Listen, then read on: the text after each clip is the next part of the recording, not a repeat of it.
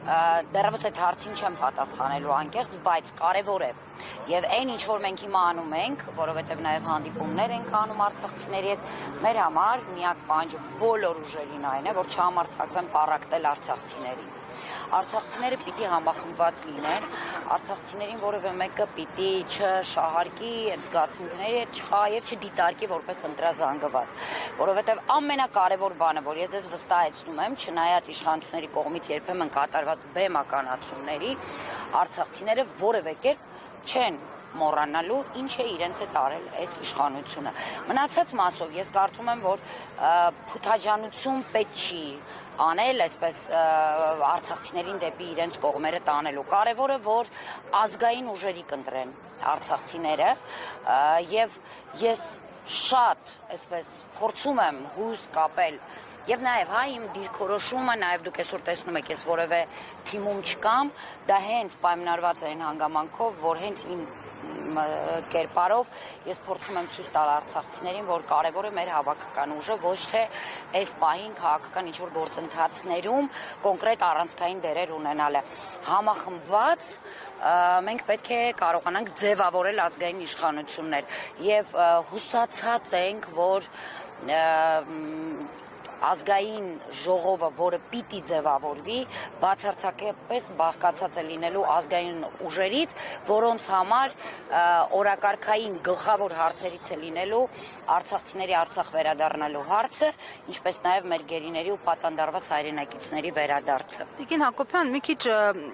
այս նախընտրական պայքարում կարծեք երկրորդ պլան է մղվել արցախահայության հիմնահարցը, ուժերը կարծեք փորձում են դիստանցավորվել նախընտրական պայքարի նկատի ունեմ, որովհետև ուժ կար հանրապետականը, որ բարբերաբար նշում էր այդ մասին, այս պահին նախընտրական պայքարում չէ։ Ամեն դեպքում սա ինչով եք պայմանավորում, ինչու են այս խորհրդավոր լռություն պահում, այս կամ թեման շրջանցում, կամ մասնակի անդրադառնում։ Գիտեք, ցավոք սրտի շատ լավ է այդ հարց տվեցիք, որտեղ ես իրոք ուզում եմ խոսել այդ մասին, եւ դա եթե դուք նոր եք ֆիքսել, դա նոր չի։ Ուղղակի այո, այս արդեն թոուբոհի մեջ նախընտրական, դուք ավելի ակնհայտ տեսնում եք, որ արցախցիների հարցը այլևս գոյություն չունի, կարծես թե գոյություն չունի շատ ուժերի մոտ, եւ երբ մենք փորձում ենք ոչ հանրային մեր զրույցների կամ հանդիպումների ժամանակ ճշտել, այսպես առաջին շարքերում գտնվող ընդդիմադիր ուժերից, կան մեկնաբանություններ, որ դեռևս չեմ հասկանում, այսինքն իրենց պնդմամբ կա ծրագրերում արցախցիների Արցախ վերադառնալու եւ հարց եւ գերիների ու գերեվարվածների ու պատանդարվածների վերադարձի հարցը, բայց ցավոք սրտի իրենք այդ մասին պատրաստ չեն հանրայնացնել։ Ես անկեղծ ասած սա չեմ հասկանում, որովհետեւ եթե այսօր մենք որպես քաղաքական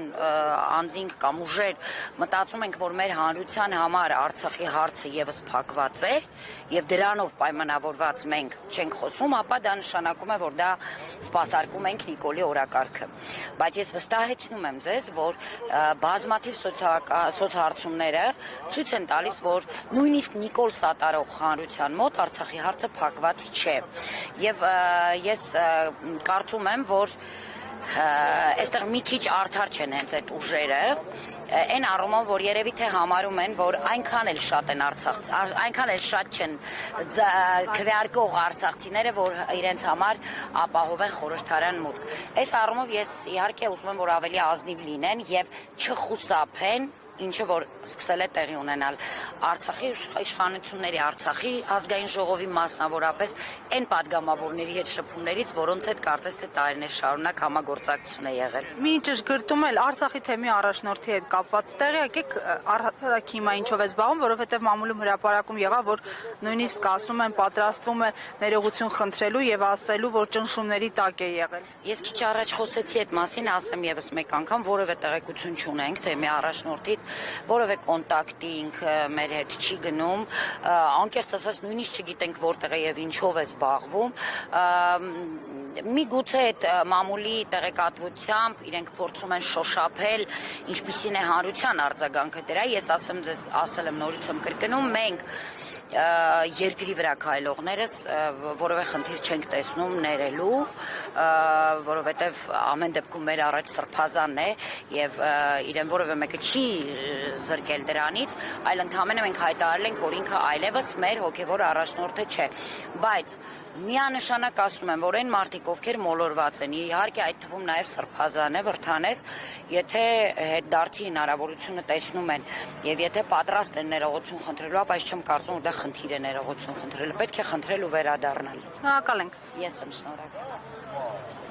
Հարգելի հետևողներ, Համբարձ Սումյանի դատական նիստից առաջ ավանդաբար այստեղ հավաքվում են